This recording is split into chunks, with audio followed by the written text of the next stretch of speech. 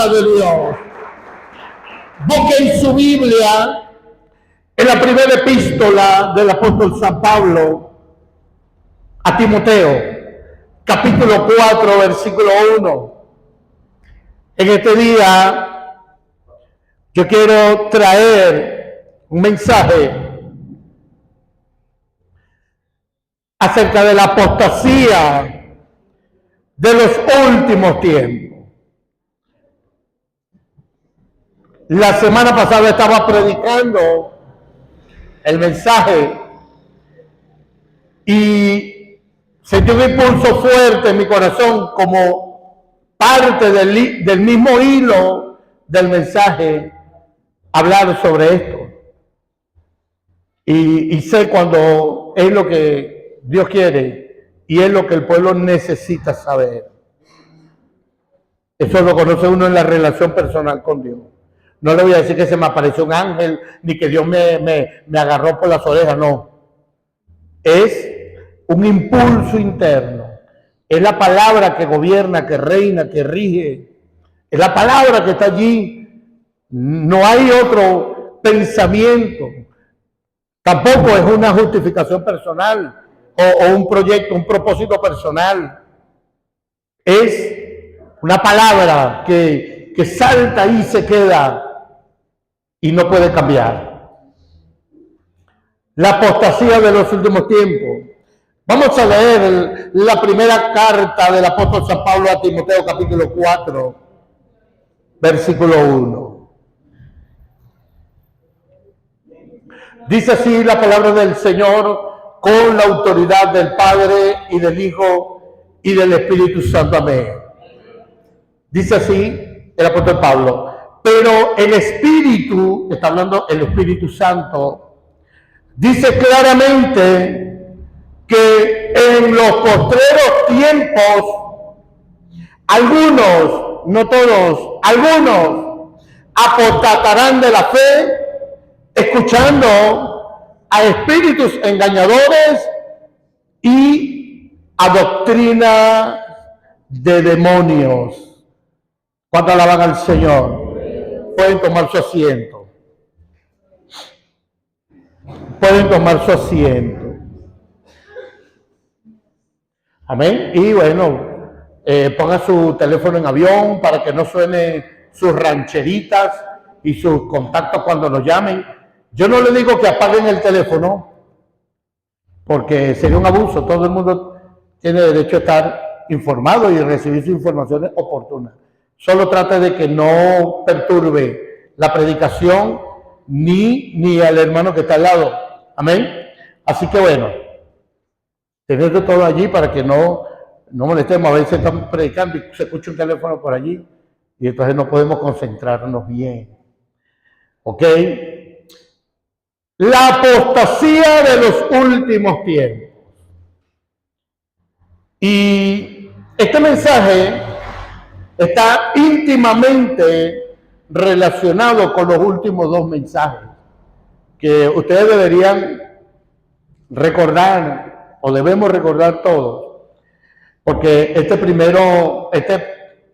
los dos últimos, el primer mensaje que Dios me dio por su misericordia, poder enfocar a la verdad, sus mentes, como una revelación de Dios, una iluminación de la palabra. Ese mensaje: estás construyendo, hazlo bien, de manera que no caiga, que no se caiga lo que está construyendo, basada en la parábola de el fundamento de aquellos dos edificadores que edificaban sobre la roca. Y el mensaje exhortaba, aquel mensaje, el creyente que está edificando ese nuevo hombre de fe y de relación con Dios. Creo que hay que bajarle un poquito al micrófono. Ven, ajústeme ahí, como mucho, entonces interfiere en la grabación. Y la idea de este mensaje era exhortar a edificar bien en el nuevo hombre, en el nuevo hombre espiritual, que hay que edificarlo con buenas y verdaderas bases. Y el segundo mensaje fue el de la semana pasada, que tiene que ver con la misión de la iglesia o la gran responsabilidad que tiene la iglesia de sostener la verdad en lo alto. Y esta verdad que vamos a sostener en lo alto es una responsabilidad que lleva la iglesia, que parece que le está pesando a la congregación. Yo hice la aclaratoria la semana pasada de que una cosa es la iglesia de Cristo, que es santa, es sabia, tiene revelación. La iglesia de Cristo tiene revelación. Las congregaciones son una expresión de la iglesia, pero que no todo lo que está en la congregación es iglesia. Una congregación es una reunión. La iglesia de Cristo son todos los santificados, es el pueblo de Dios, son los hijos de Dios. Y al parecer a la iglesia, o no a la iglesia, sino a las congregaciones y a quienes dirigen, sobre todo quienes predican, pastoreamos, la verdad como que está pesando mucho. Este mensaje está relacionado porque sigue el hilo de estas dos predicaciones. Y es muy necesario hablar de la apostasía que nos está tocando vivir en este tiempo.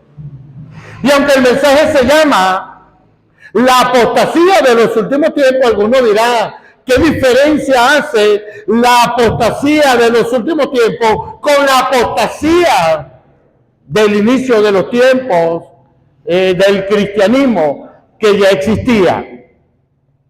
Y debemos recordar que han pasado 2000 años, casi 2000 años de iglesia. Y en estos 2000 años la iglesia ha tenido que enfrentar grandes retos, enfrentar al enemigo con sus expresiones, con sus ataques. Me refiero a las persecuciones que a través de todos los tiempos la iglesia ha tenido que enfrentar. Pero esas persecuciones han sido como nada delante de la iglesia. El Señor dijo que ni las puertas del infierno pueden prevalecer contra la iglesia. ¿Cuánto alaban al Señor por eso? Así que el infierno mismo, Satanás y su demonio se ha podido levantar duro contra la iglesia, pero hoy la iglesia está firme, conforme en la palabra dice que es el destino de la iglesia. La iglesia ha enfrentado críticas, la iglesia ha enfrentado, por supuesto, momentos de definiciones doctrinales, momentos de grandes controversias, de grandes discusiones, donde se ha establecido la doctrina cristiana, se ha establecido la doctrina de la iglesia, la que hoy podemos reconocer y por medio de las cuales se ha establecido el credo, los dogmas, las doctrinas, los fundamentos en que podemos reconocernos de que somos hijos de Dios. Hay ciertas variantes en la manera de hacer las cosas. Hay ciertas variantes en la iglesia en la manera en que entendemos una doctrina, pero son variantes que no son vitales, digámoslo de esa manera. Por ejemplo, la doctrina de bautismo. Estoy poniendo un ejemplo. Hay mucha doctrina en la palabra. Por ejemplo, la doctrina del bautismo. Y se llama doctrina porque así está en Hebreos capítulo 6, acerca de la doctrina de bautismo. No todos bautizamos iguales. Hay prácticas distintas, pero lo fundamental es que bautizamos, que es lo importante. Amén.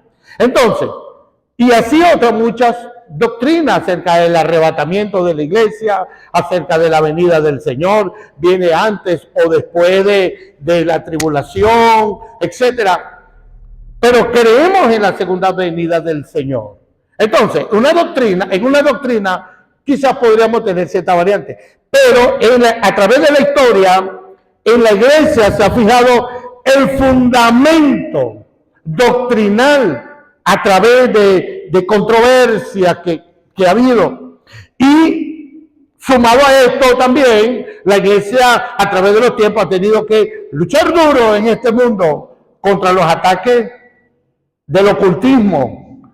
La iglesia, a través de la historia, a través de todos los tiempos, ha ejercido y lo ejerce una fuerza espiritual en el planeta por medio de su oración, por medio del poder del Espíritu Santo, que ejerce los dones del Espíritu, que ejerce la liberación, donde hay sanidad y hay poder, que se contrapone a los poderes de las tinieblas también, a la brujería, la hechicería, al ocultismo fuerte. Y a través de toda la historia, la iglesia ha luchado, ha batallado, ha peleado, amén, ha tenido que enfrentar retos.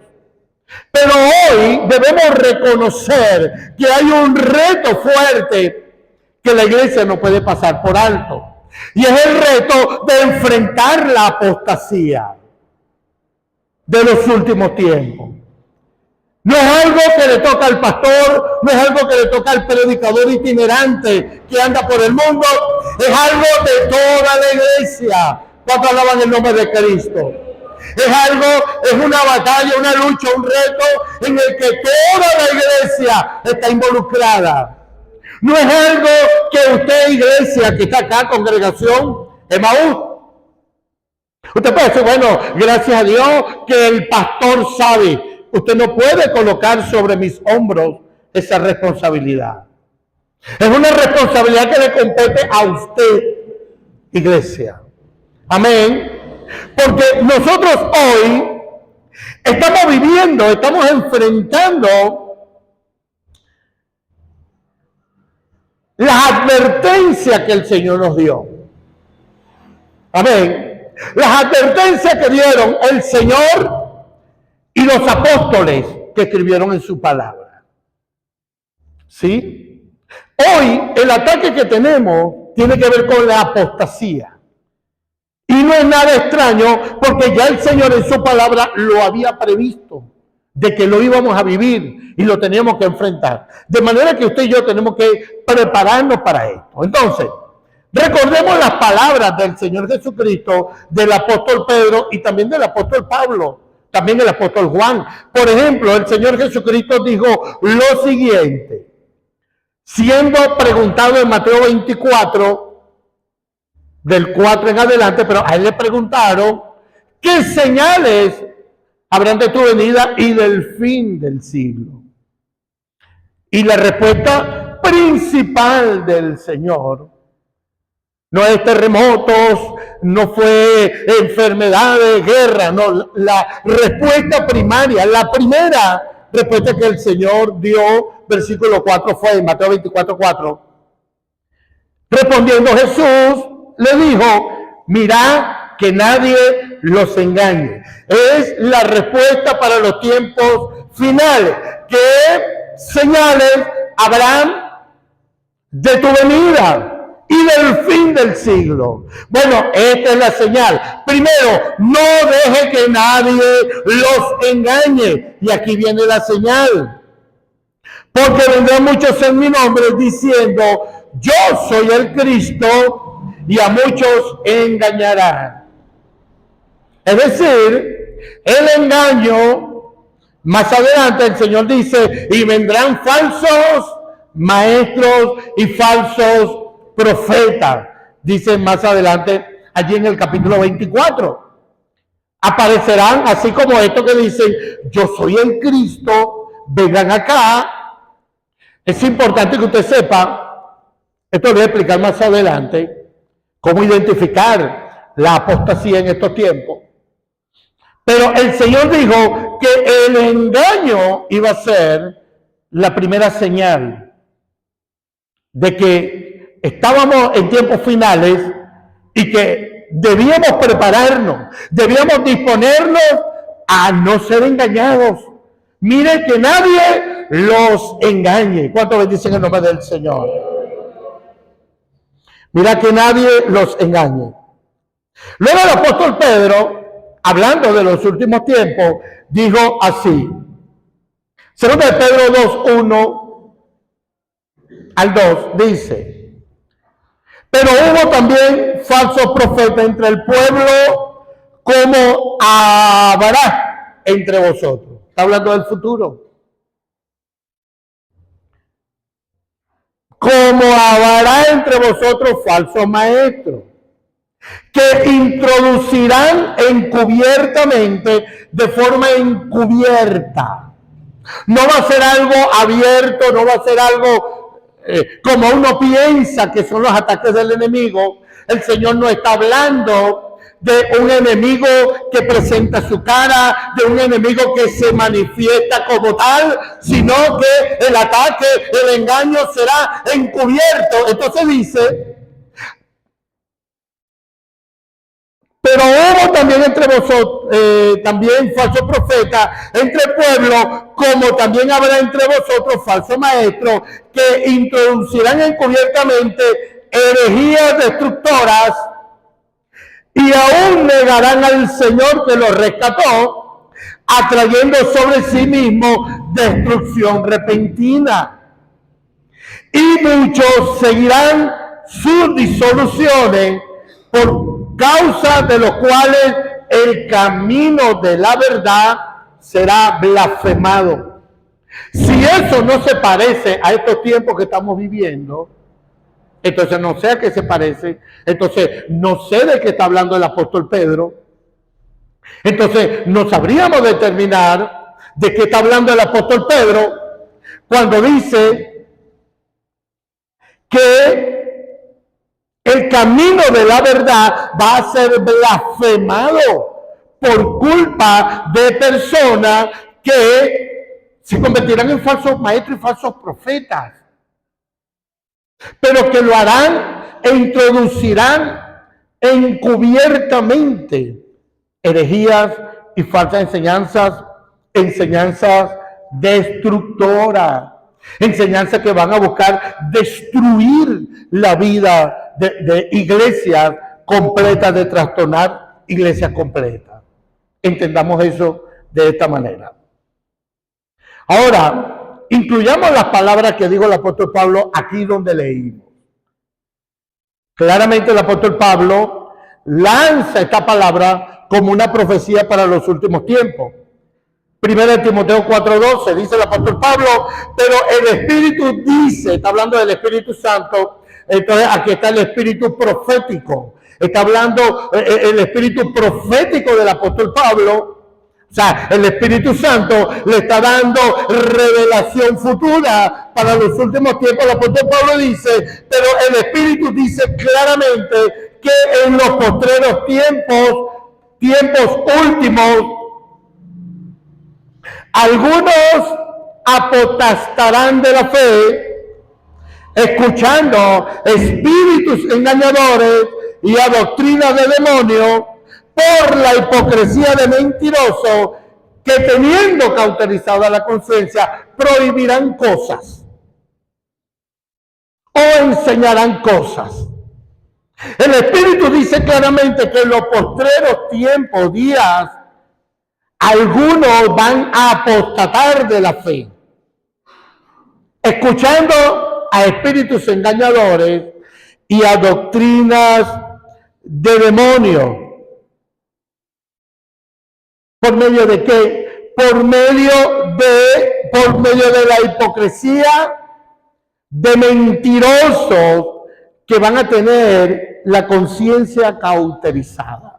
Esta palabra cauterizar es quemada, es aplicable a cuando hay una chispa, un cautín, un calor que mayormente esto es aplicable a los sistemas eléctricos, que de tanto que un contacto, imagínense el apagador de la luz, el encendedor, el interruptor, de tanto prender y apagar, hay un momento que cada vez que usted prende su bombillo, adentro, usted no lo ve, del interruptor hay una chispita, hay un quemadito, hay una chispita de corriente. Usted no lo ve. Es como el yesquero, usted le hace así y hace una chispita. Así hace dentro el apagador de la luz. Cada vez que usted va a encender, hay un momento que se presenta una chispita y usted no se da cuenta, porque eso está dentro, allí, en la pared. Pero de tanto, 1 año, 2 años, 3 años, 10 años, 20 años que está encendiendo esa chispita, va generando un carboncito, un carbón, que ya hay un momento que impide el contacto. Y usted le da y le da y le da y ya no enciende, hay que cambiarlo. Bueno, a esa acción se le llama cauterizar. O cuando se va a quemar, se usa mucho también en el ámbito médico, hay que cauterizar ese con calor, con fuego, por supuesto, médico controlado, para cerrar una herida, para que ya no haya más hemorragias. Pero la acción de cauterizar aquí, el apóstol Pablo dice que la hipocresía de estos mentirosos que tienen la conciencia tan quemada que ya no hacen contacto con la verdad. La verdad ya no les suena en la mente. Ya la verdad no entra a su corazón. Y esa es la fuente de donde sale la apostasía. El apóstol Pablo dice, por medio de escuchar a espíritus engañadores y a doctrinas de demonios. Pero es que nadie está dispuesto, nadie dice, a mí se me apareció el diablo o se me apareció un demonio que me diga, cree en mí, porque no va a ser así. El apóstol Pedro dice que la apostasía se introduce de forma encubierta por medio de gente que pensamos que son hombres de Dios, que son maestros, que son seguidos por muchos, pero que lo que están introduciendo o quien los mueve a hablar son demonios.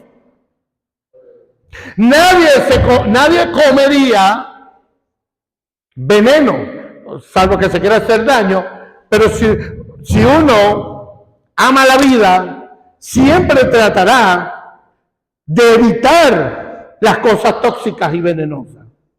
Pero si alguien llegara y te dijera, toma este veneno o tómate esto que es tóxico, usted no lo tomaría.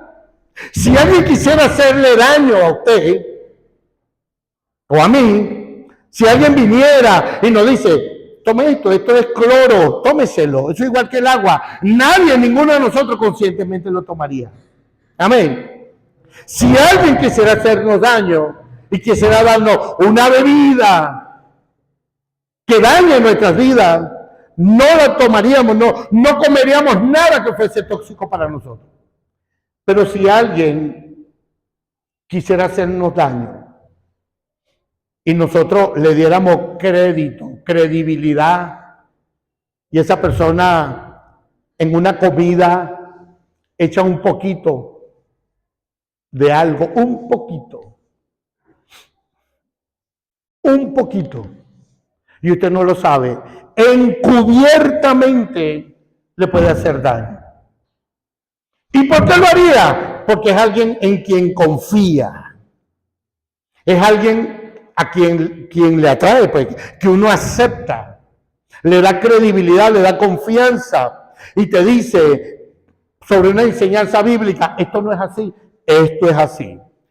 Entonces, de esa manera, la persona comienza a escuchar, maestro de ese tipo, comienza a escucharlo, a aceptar sin discernir que están introduciendo herejías. Demonios están hablando por su boca, desviando la fe de la iglesia, desviando el corazón del pueblo, y llevándolo a la apostasía. En esa circunstancia nadie atacaría. Por eso es que el Señor dijo, mire que nadie los engañe.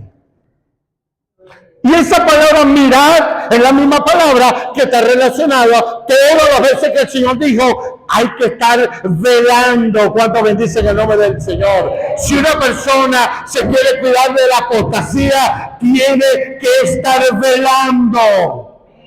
Amén. Tiene que estar pendiente.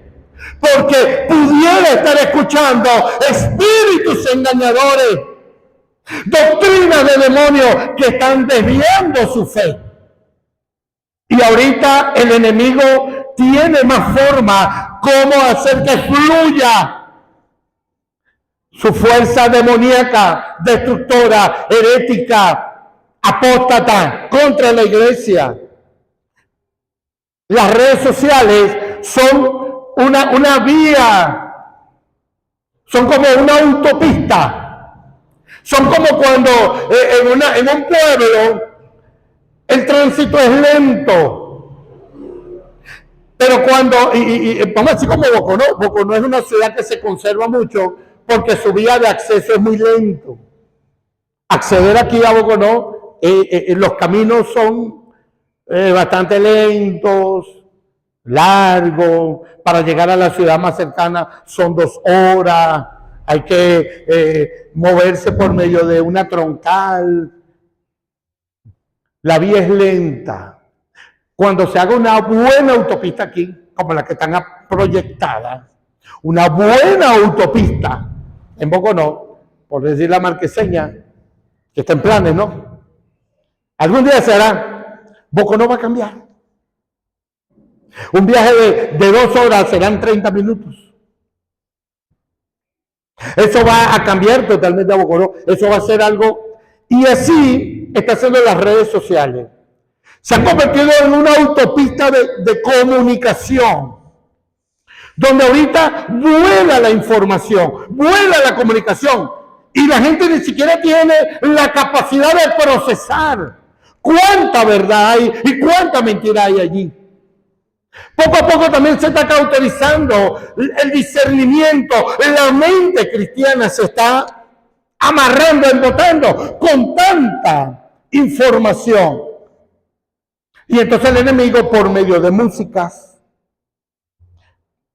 maestros famosos, material escrito, libros, por medio de filósofos, discusiones, paneles de discusiones, gente expertas haciendo programas, actividades en la iglesia, dramas. O sea, hoy de una forma encubierta, la herejía, la apostasía está corriendo, pero masivamente dentro de la iglesia. Y no hay mucha capacidad para discernir. Hay mucha información y poca capacidad en la iglesia. Yo soy cristiano de hace más de 30 y tantos años. Puedo hablar de que he visto, al igual que muchos creyentes acá y muchas personas que escuchan el mensaje, cómo la iglesia ha pasado, vamos a decir así, como de una iglesia analógica, donde solo se conocía un cristiano, un creyente, con una Biblia aquí y su himnario. Ese más o menos así era el cristiano de los 80, 70. Tú solamente veías a un cristiano con su Biblia y era difícil ver a un cristiano sin Biblia. A ver, los cristianos que son desde hace años, ¿no? Era difícil ver a un creyente sin una Biblia. Y no la cargaba en bolsita, ni la cargaba en bolsos, ni nada. La cargaba la Biblia aquí y al mismo tiempo cargaba el himnario. Yo le llamo a eso cristianos analógicos. Así éramos. Para todas partes, para el trabajo, para, por supuesto, la congregación. Nadie iba a estar en la congregación sin una Biblia. ¿Cuántos de los que están aquí trajeron Biblia? ¿Cuántos de los que están aquí no trajeron Biblia? Entonces, por supuesto, el cambio de la tecnología, hoy casi todo el mundo tiene una Biblia, digo los creyentes, una Biblia en su teléfono. ¿Sí? Pero hoy es difícil ver creyentes que sepan textos completos de la Biblia,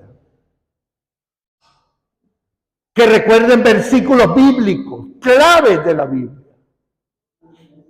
El cristiano de hoy tiene más manejo de información, conoce más predicadores, comparte más predicaciones en los grupos, etcétera, comparte. Sale un predicador por allí, comparten la predicación de uno, de otro, indiscriminadamente. Parece que no sabemos qué hacer con tanta información y nos llegó una información y lo primero que hacemos es compártela de una vez, suéltala. Es como que una manera de que salga de mí, porque estamos tan atiborrados de información. Pero el cristiano promedio de hoy no sabe defenderse de tanta información. Hoy abiertamente se habla de temas muy complejos y el creyente promedio de hoy no entiende esos temas. Temas donde está implicado cosas referentes a la historia de la iglesia, de dónde venimos. ¿De dónde venimos? O sea, porque somos cristianos, porque no dicen evangélicos. Esas discusiones entre arminianismo y calvinismo. La grande doctrina, las grandes controversias de los primeros siglos. O sea, son cosas que el cristiano está escuchando, pero no sabe cómo manejar esa información.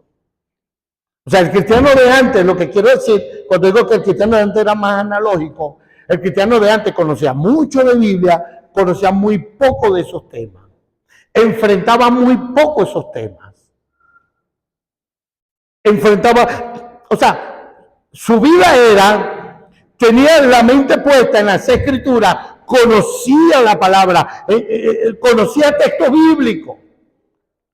Quizás no lo entendía mucho, el texto, pero sabía lo que la Biblia decía.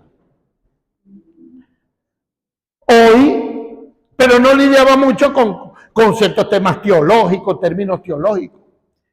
Hoy el creyente está atiborrado de información, vuelvo a decir, atiborrado de información.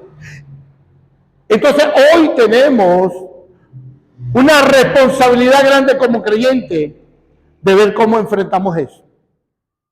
Yo puedo estar predicando este mensaje y usted está ahí como desinteresado, por decir algo. Pudiera ser su actitud. Bueno, este mensaje podría ser la oportunidad que usted tiene para guardarse de la apostasía o no.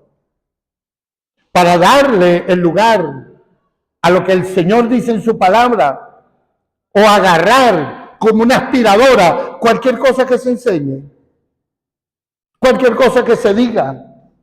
Y en algún momento cambiar su postura, porque hoy el creyente promedio anda de aquí para allá y de allá para acá. Hoy un creyente pasa de pentecostal a bautista así, de bautista a pentecostal así, de arminiano a calvinista así, de evangélico a católico así, de evangélico a carismático. Y uno dice, ¿pero qué pasa aquí? De conservador a liberal, Nosotros somos una iglesia pentecostal conservadora. Nos llaman dinosaurios. De la época de las cavernas. Así dice, anticuados. Entonces resulta que un hermano o una hermana deja de venir a la congregación y a la semana que viene ya anda como un liberal cualquiera. Y uno dice, ¿pero cómo es posible? ¿Dónde estaban sus convicciones? No existían ninguna de las convicciones. ¿Ah? Me dejó mi esposo, no vuelvo para la iglesia. ¿Qué tiene que ver una cosa con otra? Que te dejó tu esposo. ¿Qué tiene que ver con que se muera alguien y después tú no quieras seguir más al Señor? ¿Qué tiene que ver tu fe con las cosas? Nada, solo que refleja que no hay convicciones claras cuando alaban al Señor. Y las convicciones claras en la palabra, las convicciones claras en la doctrina del Señor son las que van a ayudar al creyente a enfrentar la apostasía de los últimos tiempos. Sí, hermano, ¿cuántos están aquí? Vamos a definir esto de la apostasía. El pastor está hablando de apostasía. ¿Qué es apostasía? La apostasía es el abandono de la verdad de la palabra. La apostasía es la negación de la fe. Eso es apostasía.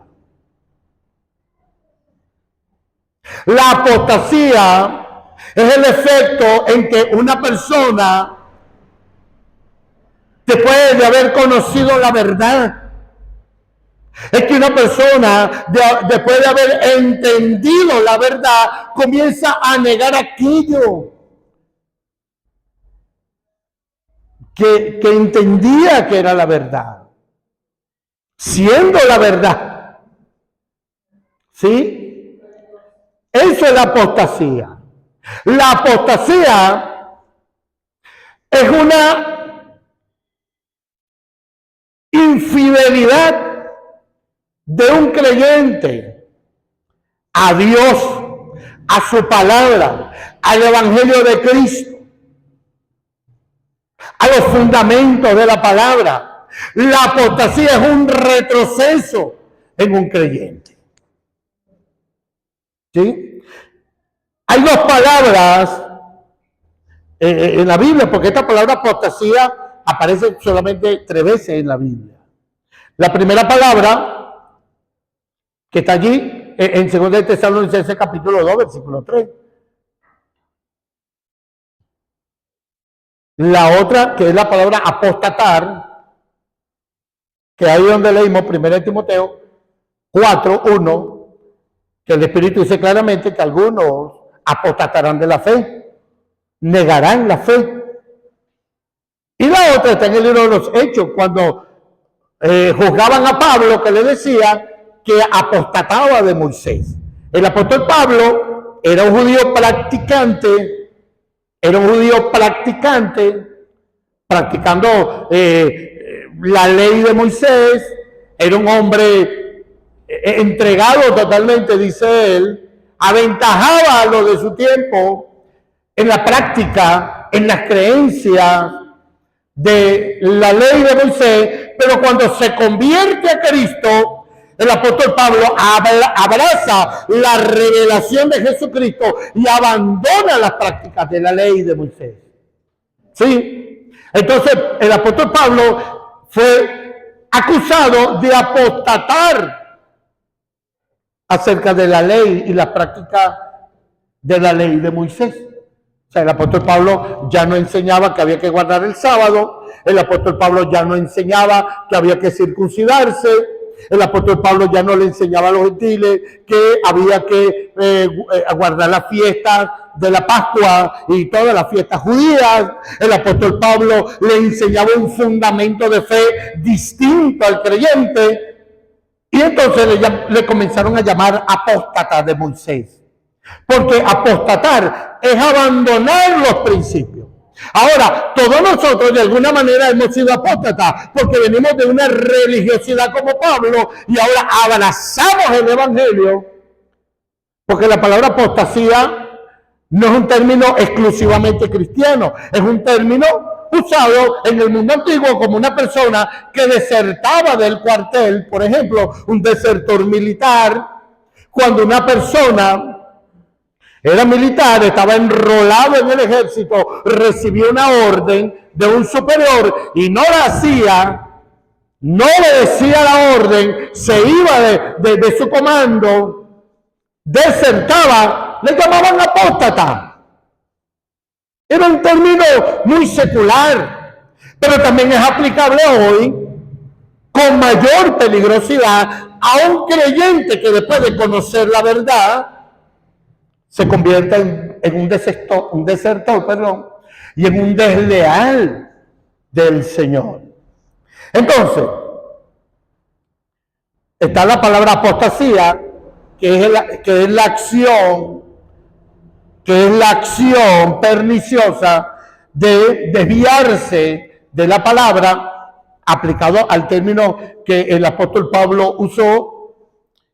La apostasía es una actuación perniciosa, malvada, de apartarse de Dios. El escritor de los Hebreos dice: mirad, hermano, que no haya entre vosotros corazón malo para apartarse del Dios vivo. Esa palabra apartarse es apostatar del Señor. Amén. Eso está en Hebreos capítulo 12. Mirad que no haya entre ustedes 12:3. Mirad que no haya entre vosotros corazón malo para apartarse del Dios vivo. 3:12 de Hebreo. Que no nos apartemos del Dios, porque al apartarnos nuestro corazón sería malo. Por eso que esta acción es perniciosa y malvada. Surge de una fuerza demoníaca, donde el hombre es consciente de ello. Y la otra palabra es apostación, que habla del instrumento separador, en este caso del apóstata. Entonces está la acción, que es la apostasía, que es la acción de desviarse, y está el desviador, está el que es instrumento del diablo para desviar a la gente, para hacer que la gente salga de la verdad. A ese se le llama apóstata. La apostasía es una especie de divorcio de la verdad. La apostasía es una actuación similar a que cuando una pareja, un hombre, una mujer, decide abandonar su casa por otra. Es una traición. Entonces, la apostasía es un divorcio de la verdad. Cuando ya una persona no quiere vivir más en la verdad no le da rédito, la verdad no le da la libertad que quiere, la verdad no le conviene. Entonces se divorcia de la verdad por conveniencia. Eso es apostasía y eso es un apóstata. La condenación a un apóstata será una condenación fuerte, porque es una persona que lo hace de forma deliberada y lo hace de forma consciente, lo hace de manera entregada totalmente, sabiendo que lo que está haciendo no es de Dios. Vamos a leer Hebreos capítulo 6, versículo 4 al 6. Dice, Hebreos 6, 4 al 6, porque es imposible que los que una vez fueron iluminados, ¿fueron qué? Iluminados. Esta palabra iluminar es una acción de la revelación de la Escritura en nosotros. Está la revelación que recibieron los profetas, los apóstoles para escribir por revelación la palabra, pero ahora hay una acción sobre nosotros que es parte de la misma revelación, que es la iluminación de la palabra. Amén. La iluminación, junto con la inspiración de las Escrituras, o sea, la iluminación viene siendo como la segunda parte de la inspiración. La inspiración es para la producción de las Escrituras. La iluminación es para la recepción de esa verdad.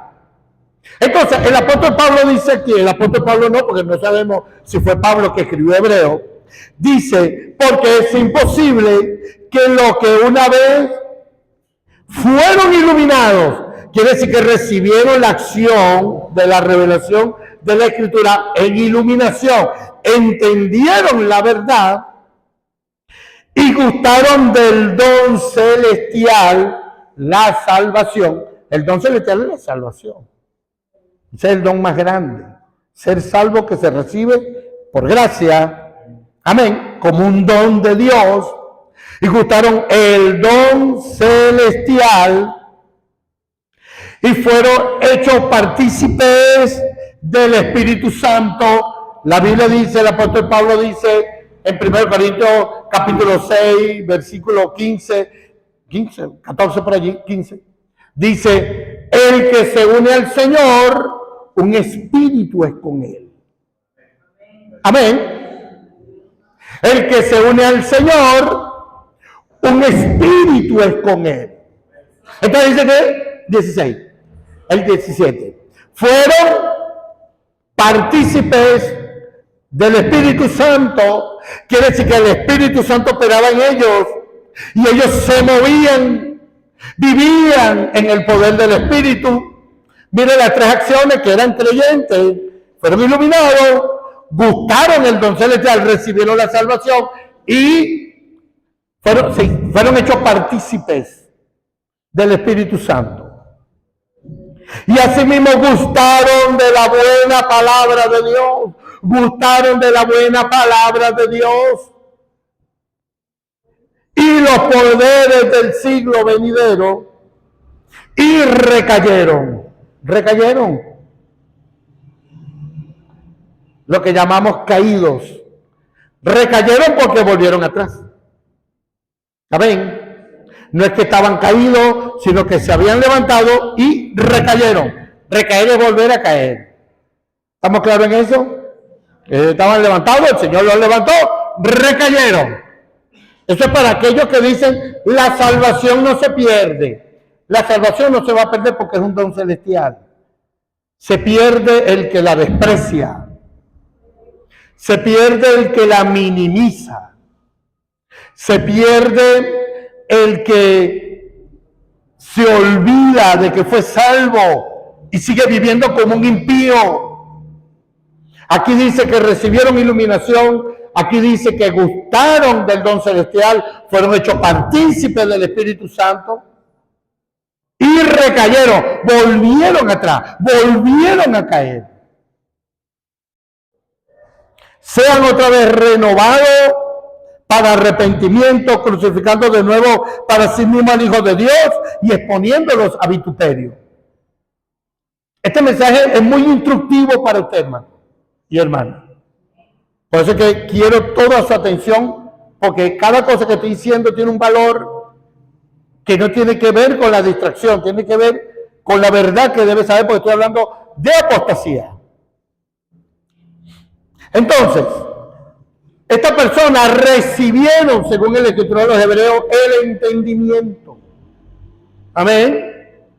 Este texto también está, estas mismas palabras están en Hebreos capítulo 10, 26 en adelante, que aquellos que pecan voluntariamente, después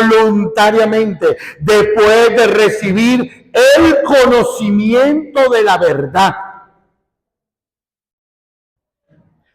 Amén. Y tienen, más adelante dice, y tienen por inmunda la sangre del pacto en el cual fueron santificados e hicieran afrenta al Espíritu de gloria. Está hablando de personas que tienen una relación con Dios, una relación con la verdad, pero decidieron divorciarse de la verdad. ¿Por qué? Porque una persona se divorciaría de la verdad por conveniencia. Porque una persona no querría seguir en la verdad. Porque la verdad pesa. Porque la verdad como verdad, en medio de un mundo relativo, es incómoda. La verdad es como hoy andar con la Biblia. Antes, en los años 80, andar con una Biblia Thompson grandota. Uno veía a los hermanos, los predicadores, ¿Cómo era su Biblia? La Biblia Thompson. Y era como un orgullo cargar una Biblia así grandota. Yo recuerdo cuando acepté al Señor, yo acepté al Señor en el año 92, ya yo iba para la iglesia desde antes. Como desde el año 87 iba yo a la iglesia. Comencé yo a ir a la iglesia. Fue la primera vez que hice confesión de fe, tenía como 13 años. Y cuando uno veía a los cristianos, sobre todo los predicadores, caminaban con su Biblia así. Y era, dentro del buen sentido de la palabra, era un orgullo, era una honra. Era extraño ver a un cristiano sin Biblia. Entonces, no estoy diciendo que hay que andar con lo que quiero decir es lo siguiente. No había ningún cristiano incómodo. De hecho, todo cristiano cargaba su Biblia, lo dije ahora, y andaba con el himnario al mismo tiempo. Iban al trabajo, iban con la Biblia. De desodorante, no importa lo que sea, pero no incomodaba. Hoy, ver a un cristiano con la Biblia en la mano, es verlo amarrado, incómodo. Es como que la Biblia se ha vuelto una incomodidad. Así es la verdad para muchos. Un pastor que adoctrina y le tiene que decir a la gente los cambios que debe dar. Predicar desde el púlpito. Yo escuchaba antes de ayer una predicación de Billy Graham basado en el rey Belsasar, predicando a una multitud en un estadio, hablándole sobre el pecado, aplicando cada cosa del rey Belsasar. Fuiste pesado en balanza, fuiste hallado falto y ahora vas a perder esto, tu reino. Aplicando todo eso, yo me colocaba esa predicación de Billy Graham que estuviera hoy parado en un estadio, predicando eso hoy, porque esa predicación, para aquel entonces yo pienso que Billy Graham tendría como unos 60, 50 y tantos años. Billy Graham murió de más de 90 años. Y si tenía más de 50 años, 60, estamos hablando de hace más de 30 y tantos años atrás, más de 40 años atrás, porque Billy Graham ahorita debe tener más de 100 años. Estoy hablando de un predicador de los años 30, de los años 40, 50, 70, 80. Predicador viejo. O sea, ese mensaje tuvo que haber sido como el año 70 y tanto. Estaría yo pequeño cuando Billy Graham predicó ese mensaje. Hoy escuchar a un predicador que dijera eso en un estadio, no lo vamos a conseguir, porque primero, para el predicador sería muy incómodo predicar eso.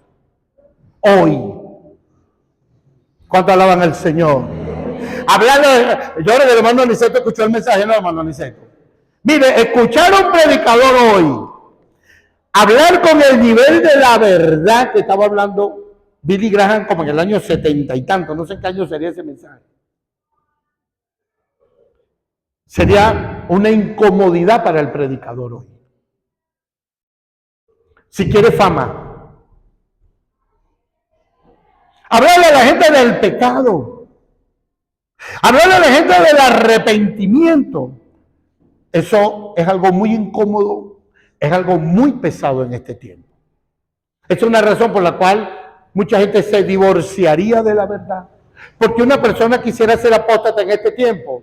Porque sentarse a adoctrinar gente, enseñarle la verdad, enseñar temas sobre el matrimonio, enseñar temas sobre la santidad, sobre la castidad, la virginidad, valores que están en las Escrituras como verdades de Dios, se han vuelto muy incómodos,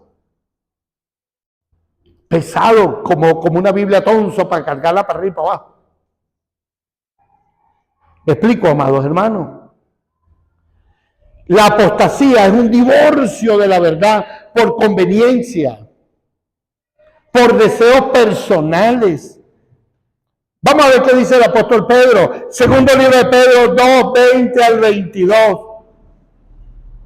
Segundo libro de Pedro 2, 20 al 22.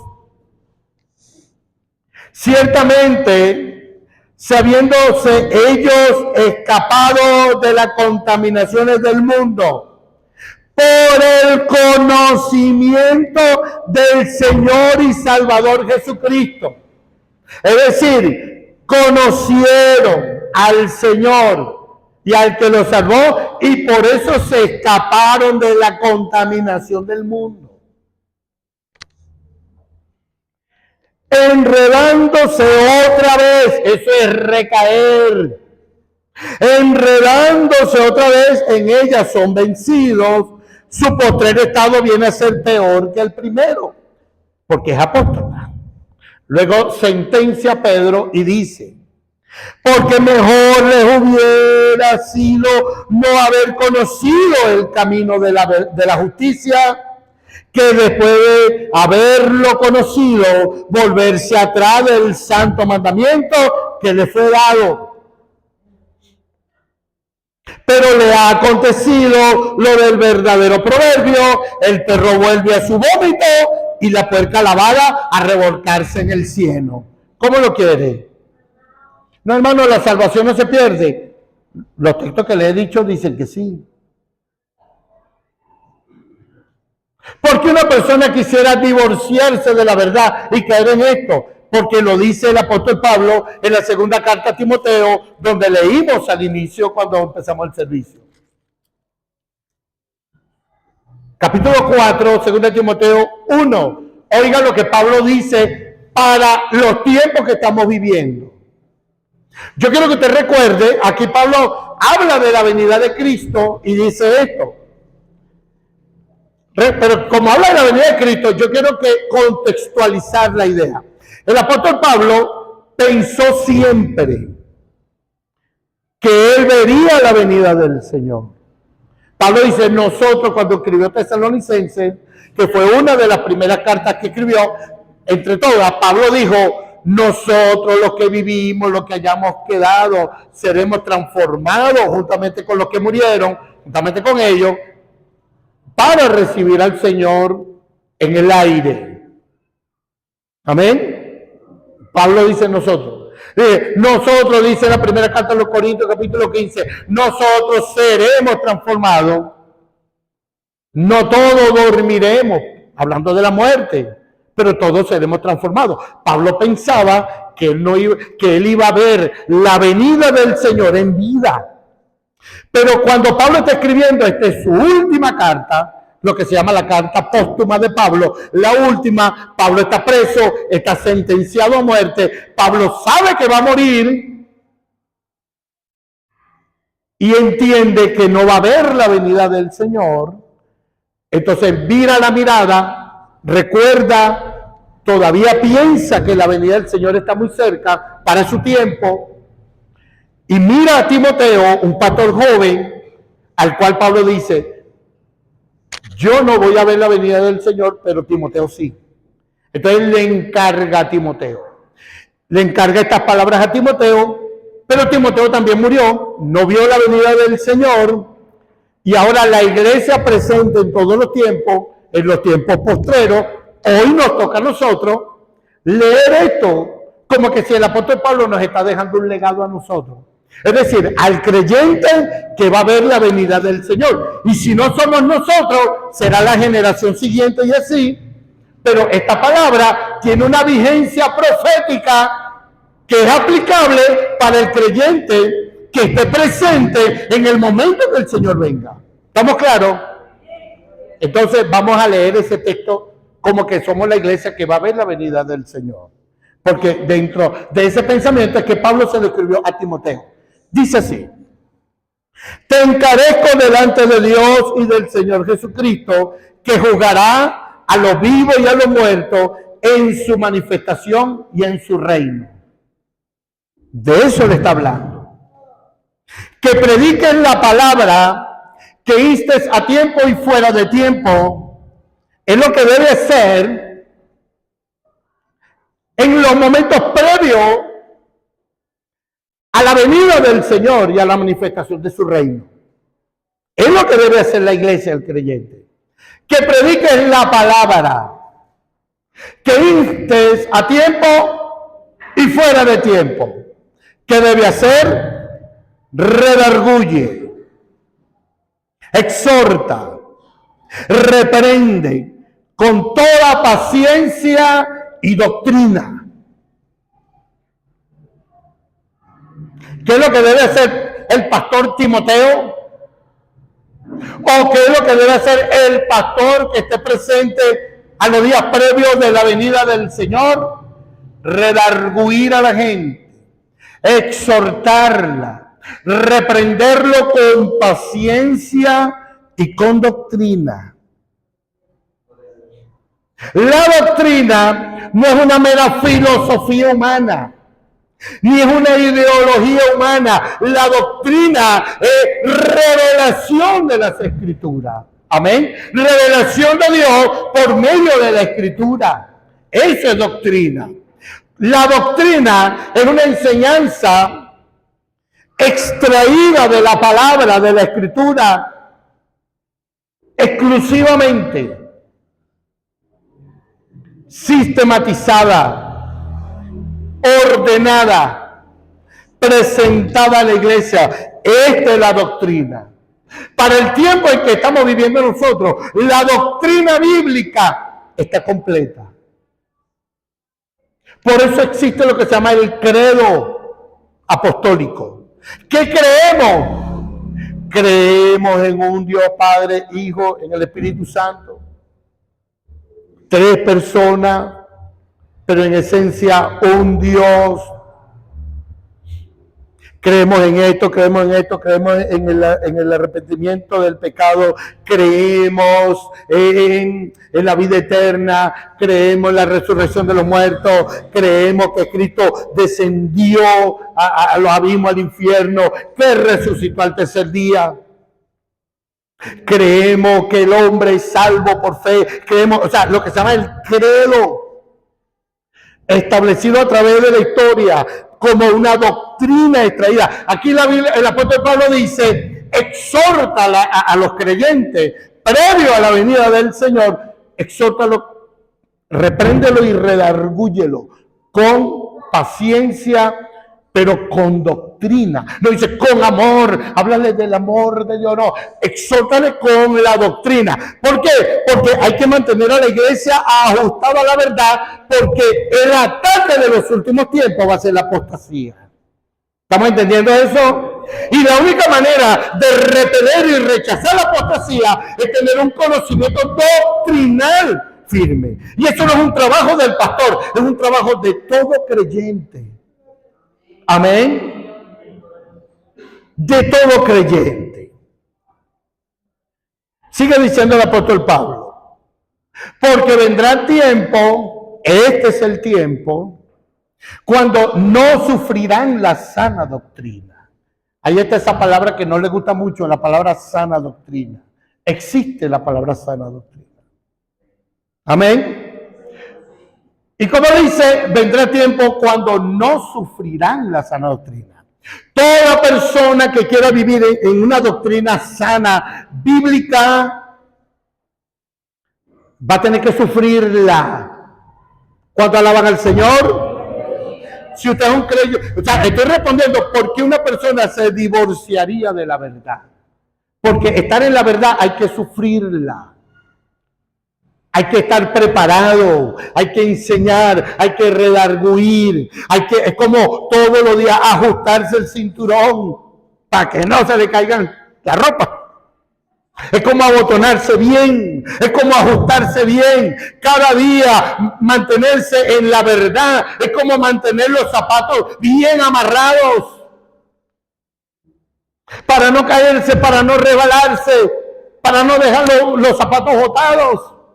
Para poder correr, para poder andar firme. El apresto del calzado del evangelio es parte del arma del cristiano. El apresto del calzado del evangelio es estar bien firme en la fe. ¿Cuánto alaban al Señor? Es lo que el apóstol Pablo dice, para poder repeler la apostasía. Entonces dice, porque vendrán tiempos cuando ya la gente no querrá sufrir la sana doctrina. sino que como teniendo comezón de oír, que es lo que está pasando hoy, sino que teniendo comezón de oír, se amontonarán maestros conforme a su propia concupiscencia. Conforme a su propia concupiscencia. ¿Qué es la concupiscencia? El deseo carnal de cada persona. El deseo, la concupiscencia es el deseo de la carne que fluye a través de nosotros. Son nuestros pensamientos, nuestros deseos, lo que nosotros quisiéramos que la Biblia dijera, lo que nosotros quisiéramos que Dios aceptara. Yo quisiera que Dios aceptara mis pasiones y mis deseos. Yo quisiera que Dios, humanamente hablando, que Dios hiciera las cosas como yo pienso. Yo quisiera que Dios hiciera las cosas a mi manera. Yo quiero servirle a Dios como yo pienso. Yo quiero servirle a Dios sin congregarme. Yo quiero servirle a Dios sin tener que diezmar, sin tener que ofrendar. Yo quiero servirle a Dios sin tener que estar predicando. Eso es lo que quiere la carne. Pero Dios estableció fundamentos. Amén, hermano. Dios estableció fundamentos. Y el apóstol Pablo dice que vendrán tiempos, y este es el tiempo, cuando todo el mundo tendrá comezón de oír. Ay, yo quiero escuchar. Ay, vamos a ver qué dice fulano. Vamos a ver qué dice el otro. Y escuchamos predicadores aquí, y el otro allá. Y nos entretiene aquel, y nos gusta aquel. Pero no nos deja nada.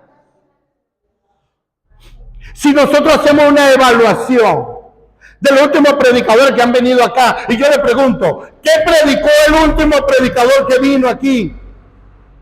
¿Qué predicó? Fuera del pastor Cartaya, que vino específicamente a enseñar unos temas. Pero hablemos invitamos a un predicador que nos ministre y hable, y la palabra, y gloria a Dios, y empiece a ministrar. ¿Qué predicó? Ninguno de ustedes se acuerda ni un mensaje. ¿Saben por qué? Porque no predicaron nada. Entretienen a la gente, llaman a la gente, imponen manos, oran por la gente, le dicen palabras al oído. Yo te voy a usar, yo tengo un propósito contigo, voy a poner fuego en tu vida. Y eso es lo único que usted recuerda. ¿Qué doctrina? ¿Qué palabra? Ninguna. Amén. Pero la gente tiene comezón de oír. Ay, vamos a ver qué me dice el hermano, vamos a ver qué dice el profeta. Hoy la gente anda de aquí para allá, de allá para acá, buscando profecía, buscando palabras, buscando mensajes, pero sin ninguna intención de hacer caso. Y para eso hay muchos maestros, hay muchos predicadores. Recordemos la palabra que dijo Santiago 3:1. No nos hagamos maestros muchos de nosotros, sabiendo que recibiremos mayor condenación. Si queremos ser maestros, a mí a veces me critica, pastor, usted quiere predicar usted solo allí, usted quiere ser maestro, usted quiere compartir conmigo la responsabilidad en este lugar, amén, no hay ningún problema. El próximo domingo lo toca a usted, pero dígale la verdad a la gente. No pierda el tiempo en el púlpito. Transforme la forma de pensar de la gente. Saque a la gente de donde está, de la mentira. Dígale la verdad. Pero dígale la verdad, no su verdad. Dígale la verdad de Dios. Busque revelación de Dios por las Escrituras. Sea firme. Haga lo que dice aquí. Exhorta con doctrina. No balbuceemos desde el púlpito. Diga la verdad. Amén, hermano. Yo me he propuesto a decirle a ustedes la realidad, la verdad.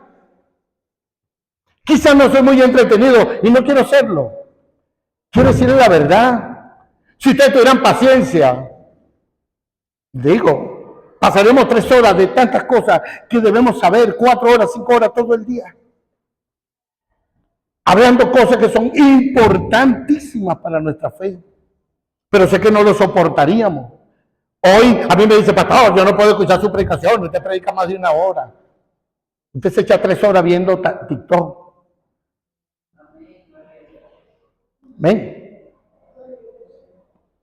Sin contar la gente que ve novela, sin contar la gente que ve película. Yo no aguanto una película, yo no.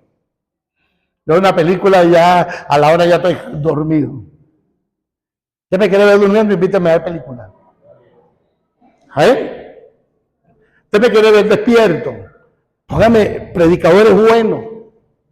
Usted puede pasar todo el día escuchando música. Cantantes diversos, no voy a nombrar nadie. Géneros musicales, música. Todo el día escuchando música. No se harta de escuchar música. Pero una hora de predicación ya tiene la gente así como que hace demasiado. La verdad es incómoda. Por eso la gente se divorcia de la verdad. Y cuando nos divorciamos de la verdad, entramos en el terreno, cuando somos la iglesia, en el terreno de la apostasía. Amén, hermano. Hay que tener cuidado. El apóstol Pablo dice, porque vendrá el tiempo cuando no sufrirá la sana doctrina, sino que teniendo comezón de oír, se amontonará maestro conforme a su propia concupiscencia, y apartarán de la verdad el oído, y se volverán a las fábulas. Sigue escuchando predicadores que hablan de sus experiencias. Yo anoche caminé así, yo anoche caminaba por una cuerdita. Todo el mundo. Porque el hermano dice que soñó caminando por una cuerdita. Aquel hermano que dice que estaba volando sobre Boconó. Aquel hermano, una hora hablando de su propia experiencia. Eso es fábulas. Esas son historias y apartarán del oído la verdad. La gente, el cristiano de hoy promedio, cree más mentira que la verdad de la palabra. El apóstol Pablo dice eso en la carta a Timoteo, capítulo 4, ¿no? Dice, deja las historias, las fábulas y de viejas. Amén. Cuentos de viejas, historias de viejas, dice el apóstol Pablo. Apártate de historias. 4:7, ¿cómo dice? Desecha fábulas profanas y de viejas. Como dice, historias de viejas. Y de viejos también. Los viejos también son cuenteros. Hasta tienen 80 años. Cuando llegan a 80 años quieren pararse en una esquina y echarle el cuento de toda su vida a todo el mundo. De cuando yo vivía aquí. Y cuando allá, antes que hubiera aquella casa, allá esa era la casa de don fulano. Y empiezan a echar cuentos y uno puede pasar todo el día escuchándolo. Y son cuentos de viejos.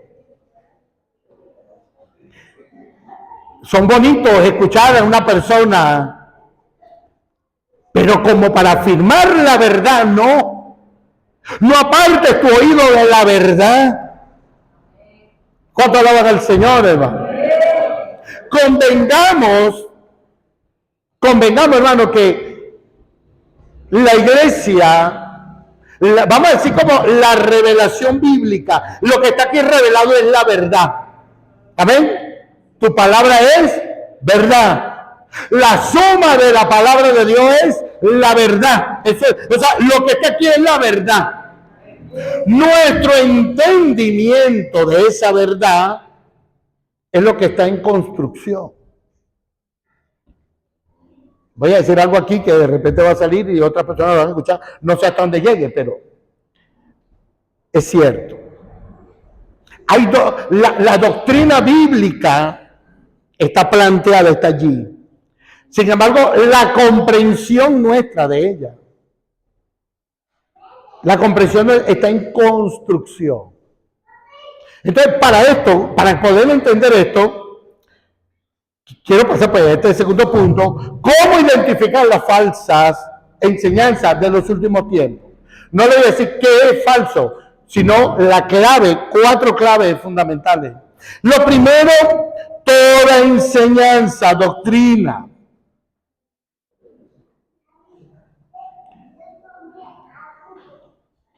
O sea, en este tiempo se están desenterrando enseñanzas falsas que estaban sepultadas en el olvido. Estaban sepultadas en el olvido, enseñanzas antiquísimas que fueron sepultadas cuando se plantearon la doctrina que debe creer la iglesia. Hoy están resucitando. Doctrinas como el unitarismo, en los últimos tiempos ha estado agarrando auge.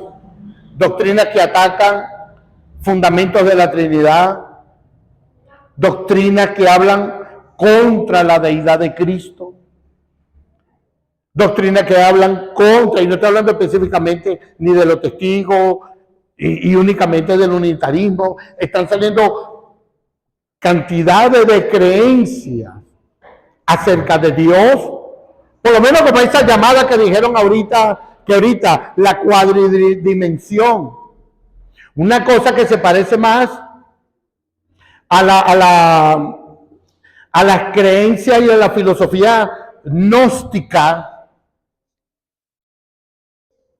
donde se habla de un ser supremo que creó al Padre, al Hijo y al Espíritu Santo. De ahí se llama la cuadridimensión. No sé de dónde sale eso, pero son cosas, creencias gnósticas antiguas. Hoy están tomando gran relevancia. En la iglesia, le estoy hablando que yo soy creyente de años, o sea, tengo relación en la iglesia como del 87, y siempre he estado atento a las enseñanzas. A pesar de ser niño, me interesaban las predicaciones. Puedo recordar en mi tiempo de adolescente de predicaciones de mi pastor, las puedo recordar, de Cipriano Rangel. Puedo recordar predicaciones de él. Puedo recordar predicaciones de maestros de la Biblia de esos tiempos cuando yo tendría 13 o 14 años. Quiero decirle que prestaba atención a la palabra. Pero sé que había una discusión, se presentaba mucho esa discusión con los testigos de Jehová sobre la enseñanza de los nefilines, donde se hablaba que los hijos de Dios eran ángeles en Génesis 6.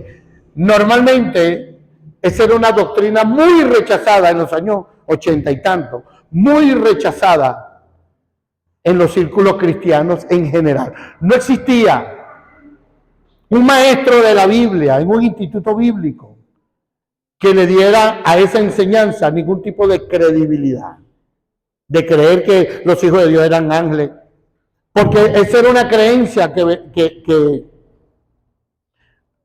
solo se fundamentaba en un libro apócrifo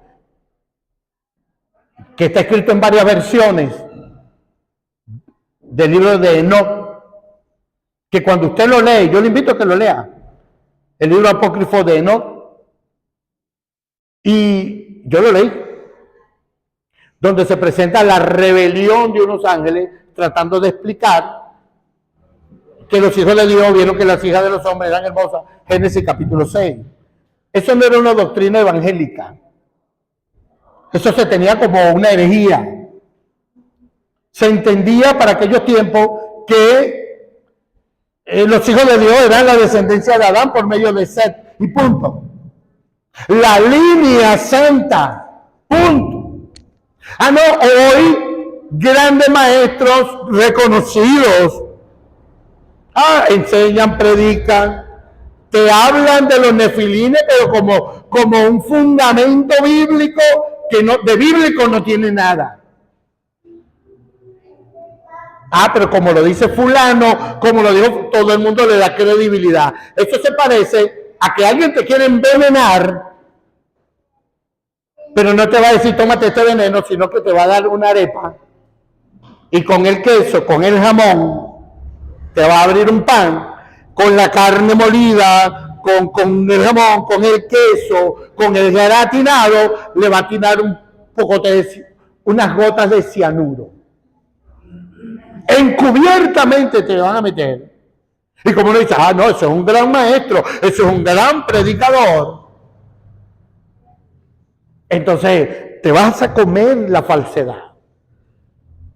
Entonces, toda enseñanza que esté desempolvando creencias que ya hace tiempo fueron rechazadas como doctrina, que fueron falsas, son apóstatas. Y se están metiendo en la iglesia. A usted le toca. Si usted escucha una cosa rara acerca de Dios, No, hermano, que fuera de Jehová Dios, el Padre, hay un Dios superior. Cuando usted escuche eso, diga, esto me huele raro, yo le voy a preguntar al pastor porque no sé. Y es mi responsabilidad instruirle. Amén. Toda doctrina que tenga una afirmación donde quien predica se arroga la obtención de la verdad absoluta. Es decir, yo o mi organización, yo soy y represento la verdad. Ya tiene vicios e indicios de ser mentira. El propósito de la predicación es presentar a Jesucristo como el centro. Si yo termino predicando y usted termina admirándome más a mí que a Cristo, esa doctrina es falsa. Si yo me arrogué el derecho a la verdad, que lo que yo predico es verdad y todo el mundo está en error, y eso es lo que está pasando en las redes sociales. Aquí hay gente que hay gente que yo dejé de escucharlo y de seguirlo. No porque no creo que enseñen verdad, sino que la actitud, su manera de ser, cuando se dirigen a la iglesia y a lo demás, colocan a todo el mundo como una cuerda de ignorante que nadie sabe nada. Es como que ellos son la verdad de la iglesia, ellos. Lo que yo digo es la verdad. Bueno, la Biblia dice aquí en el libro de Pedro, segundo libro de Pedro, capítulo 1, versículo 20 al 21, dice: entendiendo primero esto, que ninguna profecía de la Escritura es de interpretación privada. ¿Qué quiere decir que no es de interpretación privada? Que ninguna persona puede hacer en el mundo cristiano evangélico, que es lo que hizo el Vaticano, que ellos dicen que son los que tienen la interpretación de la verdad de la palabra. Por eso es que nosotros somos herejes, los protestantes son herejes, son mentirosos, porque quien tiene la autoridad para interpretar la Escritura es el Vaticano. Eso no es cierto. La interpretación de la Escritura no es de interpretación privada. Ninguna persona puede decir, yo tengo la verdad absoluta. Quien tiene la verdad absoluta es el Espíritu Santo. El intérprete de la verdad es el Espíritu Santo. Amén. ¿Estamos entendiendo eso? Quien interpreta la verdad de Dios es el Espíritu Santo, que nos guía a nosotros a la verdad. Oiga, nos guía a la verdad si nos dejamos guiar del Espíritu Santo. ¿Estamos entendiendo? ¿Quién conoce la verdad? ¿Quién entiende la verdad de la palabra y de Dios? El Espíritu Santo. Porque nadie conoce los secretos de Dios, sino el Espíritu de Dios que está en nosotros. Primero de Corintios, capítulo 2, versículos 11 y 12. Nadie conoce los secretos de Dios, sino el Espíritu de Dios. ¿Sí? Nadie puede hablar que conoce los secretos de Dios. No existe ninguna persona en este planeta Tierra que diga, yo conozco en esencia a Dios. No existe nadie. Todo lo que recibimos es por revelación del Espíritu Santo. Él nos guiará a la verdad. Ahora, si usted piensa, o algún predicador en este planeta piensa, si usted piensa que yo lo voy a guiar a la verdad, que fulanito lo va a guiar a la verdad, que ese sí tiene la verdad, no. Escuche bien, la verdad es objetiva y es absoluta. La verdad no es subjetiva ni es relativa. La verdad es absoluta y objetiva. Y el único que la tiene y la conoce y la sabe es el Espíritu Santo, que nos guía hacia la verdad. En la medida en que nosotros nos dejamos guiar por el Espíritu Santo. Hay gente que está más cerca de la verdad que otros. Entendámoslo. Hay gente que está más cerca de la verdad. Póngase que la verdad es un objetivo allá, porque es objetiva. La verdad es un objetivo. al que nosotros caminamos. El Espíritu Santo nos va a guiar hacia ella, hacia la verdad.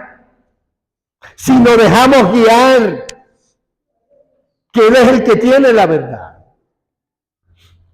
Entonces, cuando estamos 3, 4, 5 personas conversando un tema y diferimos entre las 3 personas sobre un punto, alguno está más cerca de la verdad que otro.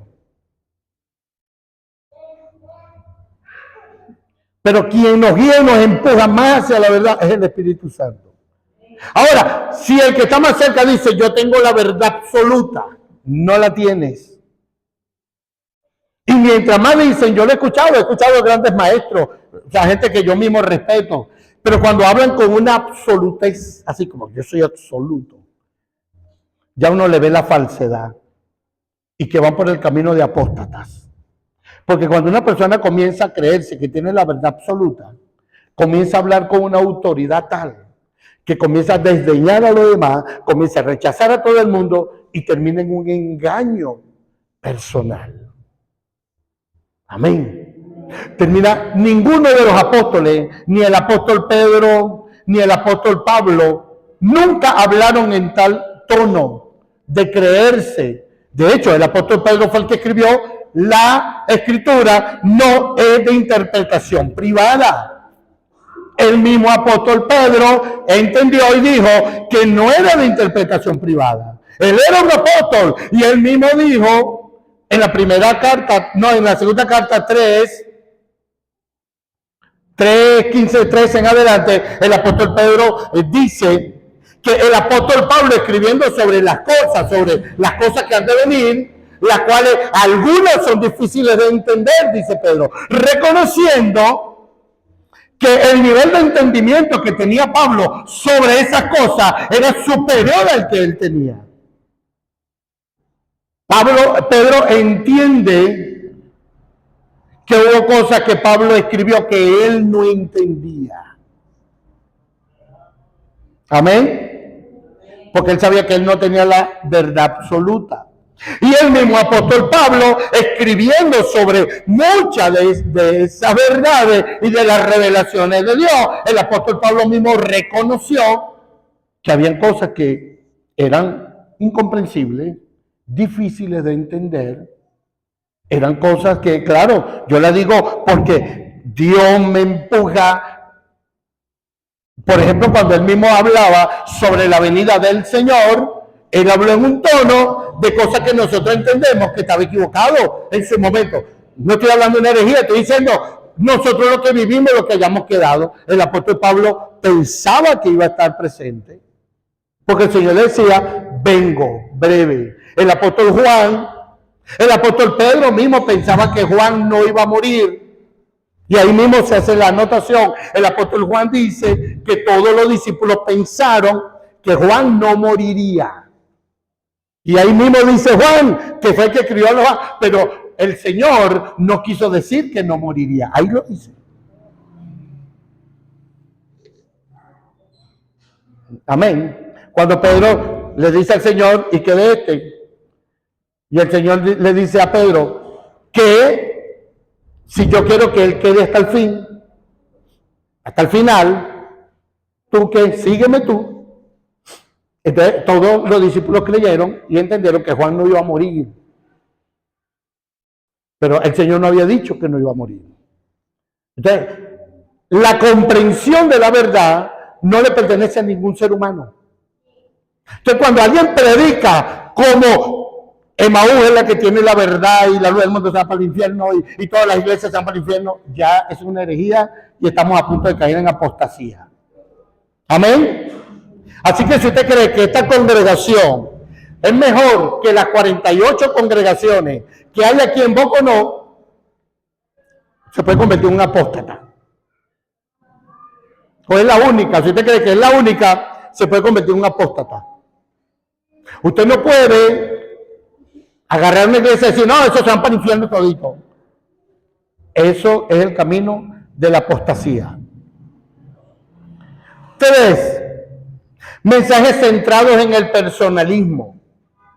El Señor dijo en Mateo 24, 4 al 5, respondiendo Jesús le dijo, mira que nadie los engañe, porque vendrán muchos en mi nombre diciendo yo soy el Cristo y a muchos engañarán. Cuando un predicador habla de sí, yo soy el ungido, sepa que la palabra Cristo significa ungido. Nosotros hemos interpretado, yo siempre lo pensé así, que es que en los tiempos iba a aparecer alguien usurpando el lugar de Cristo, como diciendo, yo soy el Cristo, por lo menos en el caso del anticristo. Sin embargo, el Señor lo que está diciendo aquí es que van a venir muchas personas en el nombre del Señor diciendo, yo soy el enviado de Dios. Y aunque no dicen que son Jesucristo, sí dicen, soy el ungido. Y cuando un predicador, o cuando promocionamos predicadores diciendo, viene un ungido para acá, para Boconó, viene ese hermano y viene un ungido, ese hombre es un ungido, bueno, usted está diciendo que es un Cristo. No existen ungidos en la iglesia. No existe un ministro ungido. Hermano, sí, los pastores son ungidos. No. Los pastores son ordenados. No existe el término unción para el ministerio. Existe la ordenación. Ese es el lenguaje. Un pastor ungido. No existe un pastor ungido. Se le impone la mano a los ministerios y a los que sirven en la iglesia, a los diáconos. Se le impone la mano para la función. Esa imposición de mano no es con aceite, ni derramando el aceite para que sean ungidos. Es imposición de mano, como testimonio público que sobre él se está haciendo una ordenación. ¿Amén? ¿Le gusta la verdad o la mentira? Ok. La unción es una sola. La unción es la permanencia y la inmanencia, la cobertura del Espíritu Santo sobre la iglesia. Solo 2 versículos bíblicos en la Biblia hablan de unción sobre el creyente y están en la primera epístola del apóstol San Juan, capítulo 2, versículo 20 y versículo 27. La unción que está en vosotros le va a enseñar toda la verdad y la unción, esa unción está sobre la iglesia, sobre el pastor, sobre el creyente, sobre el nuevo creyente. Todo aquel que pertenece a la iglesia de Cristo, que tiene el Espíritu Santo, tiene la unción del Santo. Así se le llama. Amén. ¿Cuánto tiene la unción del Santo? Usted no puede pensar que usted quiere la unción mía porque la unción mía no existe. La unción mía es la misma suya. La unción es la cobertura del Espíritu Santo que está representada en el Salmo 133. ¿Qué más dice? Mira cuán bueno y cuán delicioso es habitar los hermanos justos y en armonía. Es como el buen aceite sobre la cabeza que baja por la barba de Aarón y desciende hasta el borde de su vestidura. La misma unción, ese aceite es el Espíritu de Dios sobre la cabeza que es Cristo, sobre la barba que son los ministerios, sobre el cuerpo que es la iglesia. ¿Estamos entendiendo? Es la misma, como Dios ungió con el Espíritu Santo a Jesús de Nazaret y como éste anduvo sanando y libertando a los oprimidos por el diablo, porque Dios estaba con él. El Señor dijo, como el Padre me envió, yo los envío. ¿Cuánto alaban al Señor? Amén. Denle un aplauso al Señor. Así funciona la unción. Pero si alguien se vende como el ungido, el único, ustedes necesitan lo que yo tengo, es un Cristo. Y si es un Cristo, es un falso. Y si lo está haciendo conscientemente, es un apóstata. ¿Cuánto alaban al Señor? ¿Estamos claros? Cuarta y ya. La mezcla de la verdad, o sea, de la verdadera fe en Dios con el esoterismo. Eso está hoy horrible. La Biblia dice en el libro Apocalipsis 13 y en 2 Tesalonicenses capítulo 2 que el engaño del anticristo en los últimos tiempos va a venir sobre el mundo. Su engaño va a venir sobre el mundo por medio de milagros engañosos y mentirosos que engañarán también, si fuera posible, dice Mateo 24, a los escogidos. ¿Cómo van a ser engañados los escogidos, el pueblo de Dios, los que están ordenados para salvación? ¿Cómo van a ser engañados? Porque la gente anda detrás de señales, la gente anda detrás de cuestiones fantásticas, la gente anda detrás de milagros, de que me impongan la mano, de que me hagan esto, de que me oren, de que... Parece que no hemos sido todavía libres de la creencia de la brujería de los tiempos cuando estamos en las religiosidades. El apóstol Pablo le dice, ustedes no pueden ser llevados como se lleva a los ídolos mudos. Ustedes tienen que vivir con revelación, con entendimiento. Amén. Amén, iglesia. Creemos en los milagros. Yo creo en los milagros en este tiempo. Yo creo en la sanidad divina. Yo creo en la manifestación de los dones espirituales. Yo creo que de Dios emana un poder que en todos los tiempos lo ha habido. Y Dios interviene en la naturaleza. Dios interviene en el hombre. Nosotros oramos y Dios responde. Yo lo creo. Lo que no creo es que en la iglesia se deba crear una fascinación. El apóstol Pablo le dijo a los Gálatas, insensato, ¿quién los fascinó? Esa palabra fascinar es embrujar. ¿Quién los embrujó? ¿Quién los hechizó? ¿Quién los dejó así como abismados? ¿Quién los dejó asombrados? Ante ustedes que claramente Cristo ha sido anunciado sobre ustedes. ¿Quién los fascinó para seguir un evangelio distinto?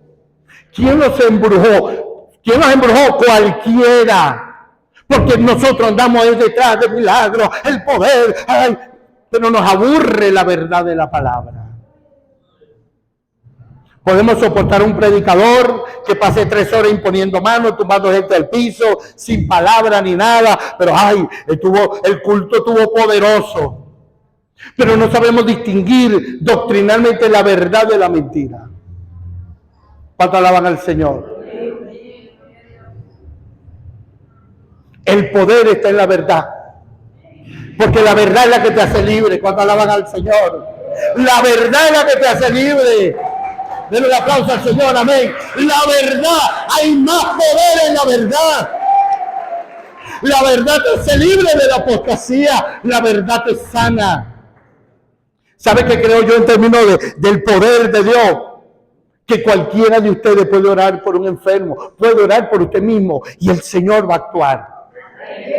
Pero no usar los dones espirituales como un show. Ven aquí. Para ver cómo tiene la mano. Ay, tengo la mano aquí. Venga, estira.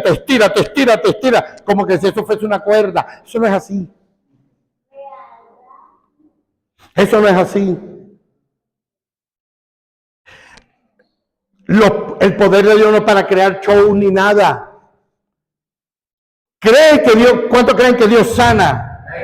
Bueno, si usted cree que Dios sana, usted debe creer que cualquier persona de lo que está aquí le ore y usted se sana. Amén. ¿Le pediría a usted la oración a un nuevo creyente? ¿Por qué no? ¿Por qué no? No, yo prefiero que me ore el pastor. Ahí está su problema. ¿Cree usted que Dios sana? ¿Cree usted que si usted se encierra en su cuarto y usted habla con Dios y usted le habla de su situación, ¿cree usted que Dios le sana? Sí. Amén. Si la mayoría de la iglesia creyera eso, toda la iglesia, porque eso es lo que está aquí, se acabarían los charlatanes de los púlpitos. Y ya tendríamos la batalla ganada al anticristo, si se presentara ahorita. ¿Sabe cómo va a ser el anticristo? Para sellar un bojote de creyentes, haciéndole milagros y prodigios. Lo va a sellar todito. Y es allí, hermano, donde está la base para entender la apostasía de los últimos tiempos. No se deje engañar. Mira que nadie los engañe, dijo el Señor. Le invito a ponerse de pie. El Señor ha puesto una verdad grande en tu vida, iglesia. Vamos a orar a Dios. El Señor ha puesto una verdad que te hace libre del engaño del diablo. Cuídate de la apostasía de estos tiempos. Yo a usted no le puedo decir